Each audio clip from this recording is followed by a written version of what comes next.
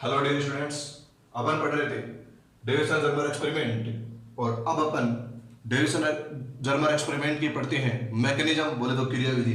Last video में अपन ने इसके उपकरण के बारे में चर्चा कर ली थी, जिसमें अपन ने 3 भाग पढ़े थे। इलेक्ट्रॉन गन, उसके बाद निकिल क्रिस्टल और उसके बाद आयनन कक्ष।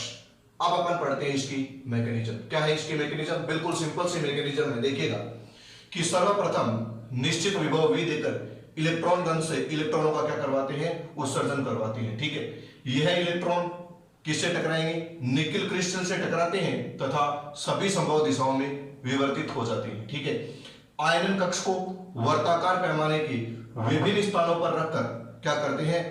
विवर्तित इलेक्ट्रॉन पुंज की तीव्रता का मापन करते हैं। अपन ने देखा था, देखो यह था विवर्तित इलेक्ट्रॉन पुंज और यह था वर्ताकार पैमाना, और यहां पर क्या था? आयनन कक्ष। अपन आयनन कक्ष को इधर से लेकर इधर तक जगह जगह रखकर इसकी तीव्रता का क्या करते हैं? मापन करते हैं। ठीक है, अब देखिएगा इस प्रयोग को विभिन्न विभवांतर 44 वोल्ट से 64 वोल्ट के साथ दोहराते हैं। कहने का मतलब पहले विभवांतर को कितना लगते हैं? 44 वोल्ट, और उसके बाद सभी जगह पर रखकर तीव्रता का मापन करते हैं। उसके बाद 45 वोल्ट, उसके बाद 46 वोल्ट, ऐसे करके वहां तक 64 वोल्ट तक इस प्रयोग को दोहराते हैं। तथा विवर्तित इलेक्ट्रॉन पुंज की तीव्रता वह प्रकीर्णन कोण थीटा के मध्य जो ग्राफ बनता है वो कैसा बनता है? ध्रुवीय आलेख बनता है। ठीक है, जो इस प्रकार प्राप्त होते हैं सर। 44 वोल्ट पर ऐसा ग्राफ प्राप्त होता है, 54 वोल्ट पर ऐसा ग्राफ प्राप्त होता है। ठीक है, ये क्या है सर? इलेक्ट्रॉन पुंज की, विवर्तित इलेक्ट्रॉन पुंज की क्या है? तीव्रता। ठीक है, देखो उपरोक्त आलेखों से स्पष्ट है कि 50 वोल्ट और 54 वोल्ट और 50 डिग्री, सॉरी सर ढंग से याद रखना, कितने वोल्ट? 54 वोल्ट व 50 डिग्री पर प्रकीर्णन कोण पर तीव्रता क्या होती है? अधिकतम प्राप्त होती है। ठीक है, क्लियर इतनी बात? अब देखो सिंपल सी बात है सर, ये रिजल्ट आपको डायरेक्ट याद रखना है। कई बार परीक्षाओं में पूछा भी जा सकता है कि कितने डिग्री और कितने वोल्ट पर तीव्रता अधिकतम प्राप्त होती है। तो कितने वोल्ट? 54 वोल्ट, और 50 डिग्री पर जो है वो जो विवर्तित इलेक्ट्रॉन पुंज है उसकी तीव्रता क्या प्राप्त होती है? अधिकतम प्राप्त होती है। कौन से प्रयोग में? डेविसन जर्मर प्रयोग में। ठीक है, अब अपन कैलकुलेट करते हैं डी ब्रोगली वेवलेंथ। तो हम जानते हैं लेमडा इक्वल टू होता है इलेक्ट्रॉन के लिए 12.27 under root V into angstrom. ठीक है, इसका मान कितना है? 44 वोल्ट। ठीक है, अगर 44 की जो वैल्यू आएगी वो आएगी 7.3 के लगभग। ठीक है सर, किसके लगभग आएगी? 7.3 के लगभग आएगी। ठीक है, 7.3 समथिंग समथिंग आएगी 4। ठीक है, अगर आप इसको डिवाइड करेंगे तो ये वैल्यू आ जाएगी 1.67 एंगस्ट्रॉम। ओके जेंटलमैन, ठीक है, सिंपल सी बात थी। आपको ये बात एक बार याद करनी है। ठीक है, ये ध्रुवीय आलेख बनते हैं, आपको याद रखना है जेंटलमैन, बुक में दिए गए हैं डायरेक्ट। ठीक है, ये रिजल्ट आप याद रख सकते हो। ठीक है, और उसके बाद यहां पर वैल्यू पुट करके आपने क्या कैलकुलेट कर ली? इलेक्ट्रॉन की डी ब्रोगली वेवलेंथ। ठीक है, अब देखिएगा, ठीक है, इरेज कर रहा हूं इसको, वीडियो को पॉज करके नोट कर लेते आप ये बातें। ठीक है, देखो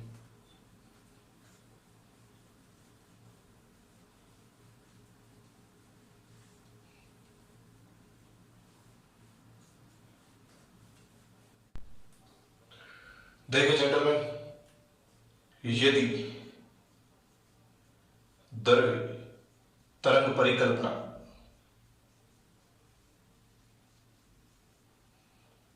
सत्य है तो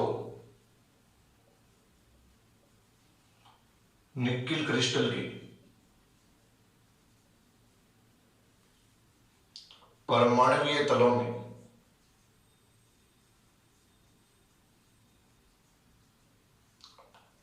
विवर्तन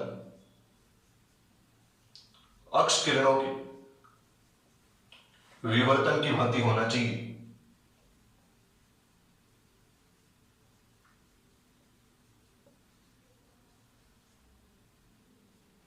अक्ष किरणों के विवर्तन की भांति होना चाहिए। ठीक है,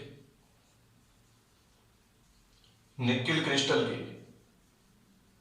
किन्हीं दो परमाणुओं के मध्य की दूरी,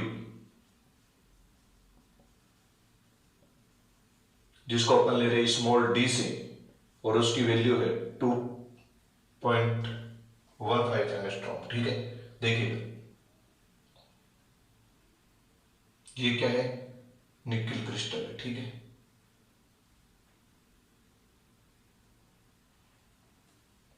इसको थोड़ा दूर बना देता हूँ। ये क्या है? Nickel crystal. यहां पर देखो ये ऐसे आ रहा है, ये क्या है? आपतित इलेक्ट्रॉन पुंज। और ये भी क्या है? आपतित इलेक्ट्रॉन पुंज। ठीक है, ये जो डिस्टेंस है इसको मैंने नाम दे दिया स्मॉल डी। ठीक है, ये विवर्तन के पश्चात ऐसे ट्रेवल करता है और ये विवर्तन के पश्चात मान लो ऐसे ट्रेवल करता है। ये क्या हो गया? विवर्तित इलेक्ट्रॉन पुंज। ठीक है, मैंने इसको यहां से ऐसे मैच कर दिया, मतलब ये क्या है? परपेंडिकुलर ड्रॉ कर दिया। ये वाला एंगल भी थीटा होता है और ये वाला एंगल भी थीटा होता है। ठीक है, इसको मैंने क्या बोल दिया? डेल अक्ष। तो मैं ऐसा लिख दूं, पथांतर डेल अक्ष बराबर क्या हो जाएगा? N lambda. This is equation number first. ठीक है, अब अपन क्या करते हैं सर? चित्र से इस पॉइंट को नाम दे दूं ए, इसको नाम दे दूं बी और इसको नाम दे दूं सी। तो चित्र से साइन थीटा बराबर क्या हो जाएगा? Del x by D.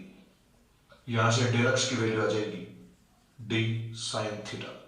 This is equation number 2। ठीक है, क्या लिख दूंगा? समीकरण 1 व 2 से डी साइन थीटा बराबर n lambda. This is equation number 3। क्या लिख देंगे? समीकरण 3 को ब्रेक समीकरण कहते हैं। ठीक है सर,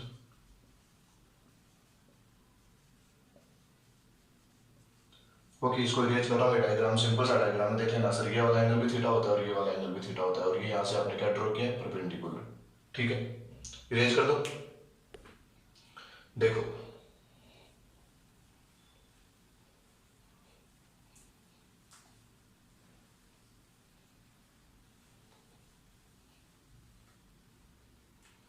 डी की जगह पर डी की वैल्यू पुट करते हैं सर। डी की वैल्यू कितनी है?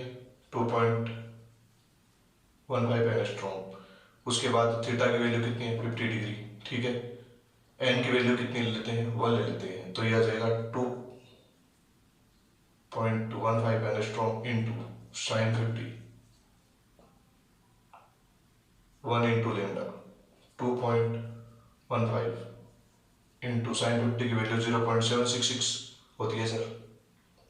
ये लेमडा, इसको मल्टीप्लाई करेंगे तो आएगा 1.65 एंगस्ट्रॉम इक्वल टू लेमडा। ठीक है, आपने डी ब्रोगली वेवलेंथ निकाली थी, कितनी आई थी? 1.67 एंगस्ट्रॉम अभी निकाली थी ना आपने जस्ट। ठीक है, तो क्या लिख देंगे कि डी ब्रोगली इलेक्ट्रॉन की, डी ब्रोगली तरंगदैर्घ्य की और समीकरण 3 से बोले तो ब्रेक समीकरण से प्राप्त इलेक्ट्रॉन की तरंगदैर्घ्य लगभग समान है। अतः डेविसन-जर्मर प्रयोग द्रव्य तरंग परिकल्पना की पुष्टि करता है। ठीक है, पुष्टि करता है। दोस्तों, नेक्स्ट इस चैप्टर का लास्ट एंड फाइनल लेक्चर लेकर उपस्थित होंगे हम आपके सामने, हाइजेनबर्ग का अनिश्चितता सिद्धांत। थैंक यू दोस्तों फॉर वॉचिंग दिस वीडियो।